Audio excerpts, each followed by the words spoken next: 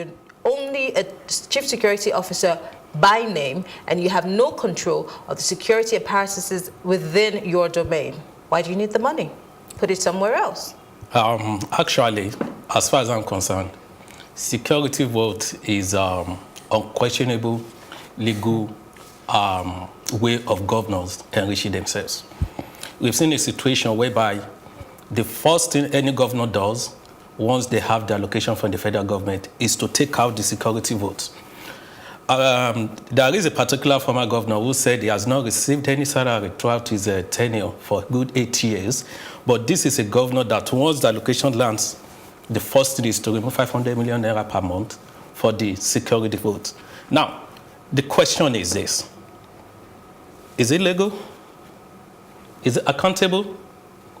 Can we actually trace it? Are they transparent about it? No. And it shouldn't be. Then what does the Constitution say about this money? Why aren't we having prosecutions for all of these funds? There are arguments that it is somewhat legal, but it is a transfer from the military era into a democratic dispensation. Well, as far as I'm concerned, the Constitution, I've not read it anywhere in the Constitution where it is stated about the security vote. And what even determines the security vote?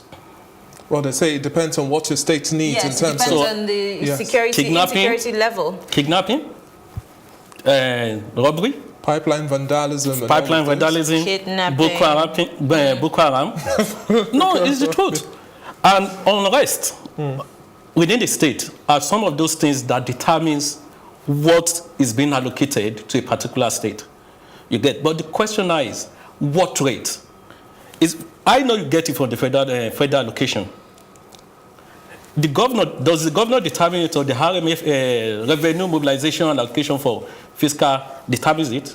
No, nobody knows. As far as I'm concerned, what I think the federal government or the National Assembly should do is to make it more transparent. You need security vote. There is no way you don't need a security vote, because there is no way you can rule out criminal unrest in the state. So, as a governor, you are the first chief security officer of the state. And the question now is, you can't just wait for the National Assembly, for the National Federal Government or the Inspector General, because the truth is, at the state level, the governor does not have right over the Commissioner of Police. Well noted, but I would like to have your thoughts now, Segun. Serap says, well, we have to get illegal action from the Minister of Justice to ensure that these funds are held onto, shut down, held, put aside for a while, and let's see what exactly these monies have been spent, the security votes.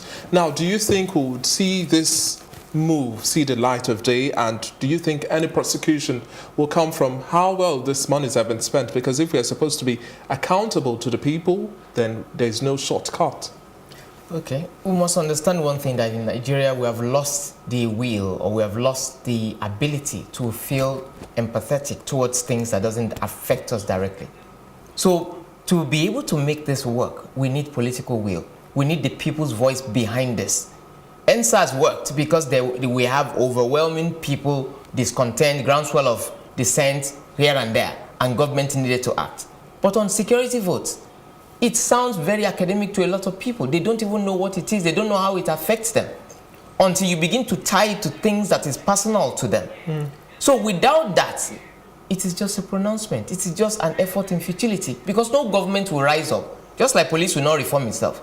No government will rise up and slash security vote, or no government or no legislation will slash security votes, because most of them were former governors.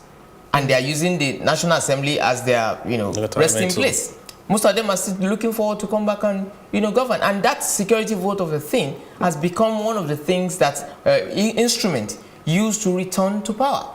So they are not going to work on it unless there is the will of the people behind it. So how do we get enough people to understand the implication of this windfall to government who are not responsible to us?